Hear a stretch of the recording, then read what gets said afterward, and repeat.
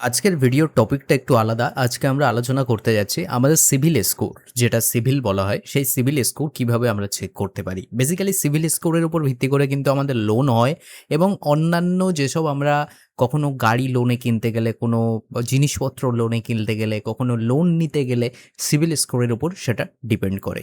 এবার কথা হচ্ছে সেটা আমরা কিভাবে চেক করতে পারি আমাদের নিজেদের সিভিল স্কোর। তার জন্য আমাদের সিম্পলি প্লে স্টোরে চলে যেতে হবে। এখানে আমি তোমাদের ট্রাস্টেড উপায় বলছি, ঠিক আছে? ট্রাস্টেড উপায়। দুটো অ্যাপ্লিকেশন আমি তোমাদের সাজেস্ট করতে পারি। একটা হচ্ছে পেটিএম। এখানে তোমরা পেটিএম এইভাবে লিখবে, পেটিএম যখনই লিখবে, এই পেটিএম এর মাধ্যমে তোমরা চেক করে নিতে পারো। পেটিএম এ অ্যাকাউন্ট খোলা অনেক সোজা।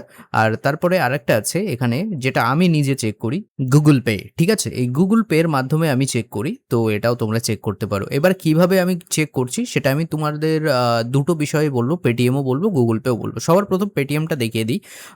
পেটিএমের জন্য আমরা পেটিএমের উপর ক্লিক করলাম। এখানে ক্লিক করার পরে আমাদের সামনে এরকম একটা ইন্টারফেস আসবে। এবার গাইজ আমি তোমাদের বিস্তারিত বলছি কিভাবে করবে।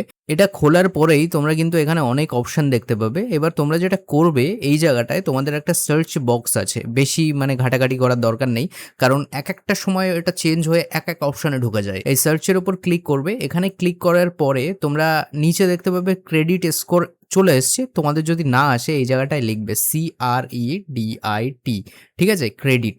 এই যে ক্রেডিট লিখলে এই যে নিচের দিকে দেখো ফ্রি ক্রেডিট স্কোর বলে একটা অপশন আছে। এটার উপর ক্লিক করলে তোমরা এখান থেকে একটুখানি লোডিং হবে, তারপর এই জায়গাটায় তোমরা দেখতে পাবে এইভাবে, ঠিক আছে?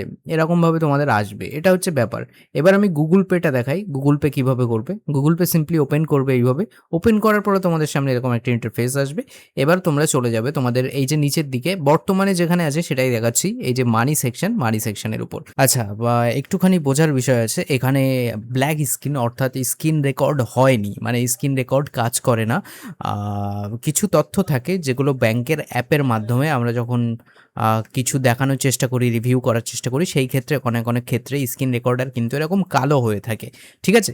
তো এটা একটু অ্যাডজাস্ট করে নিও, আমার কথাগুলো শুনে নাও, তাহলে বুঝতে পারবে। এখানে আসার পরে তোমাদের দ্বিতীয় অপশানে তোমরা এখানে দেখতে পাবে এই যে সিভিল স্কোর বলে অপশান আছে, এটার উপর ক্লিক করবে। যখন তোমরা এখানে এটার উপর ক্লিক করছো তখন একটু ওয়েট করবে, দেন তোমরা এখানে দেখতে পাচ্ছ যে তোমাদের সিভিল স্কোর এইভাবে দেখাবে। এবার এই যে ফেয়ার লেখা আছে এটার উপর ক্লিক করলে এ কিন্তু বিস্তারিত বলে দেয় যে 681 নিচে থাকলে একদমই বাজে, 681 থেকে 730-এর মধ্যে থাকলে একদম অ্যাভারেজের মধ্যে পড়ে, আর 731 থেকে 770 যেমনটি আমার আছে সেটা ফেয়ার, আর তারপরে 771 থেকে 790 এটা ঠিকঠাক গুড, আর অ্যাবভ 790 অর্থাৎ 790 থেকে তার উপরে যাদের, তাদের এক্সেলেন্ট, মানে তাদের জাস্ট মাইন্ড ব্লোয়িং স্কোর বলা হয় সেটা, ঠিক আছে? তো এটাই হচ্ছে ব্যাপার। আর এইভাবেই কিন্তু আমরা চেক করতে পারি। আমি তোমাদের ট্রাস্টেড উপায় বললাম, মানে সঠিক যেটা বলা হয়।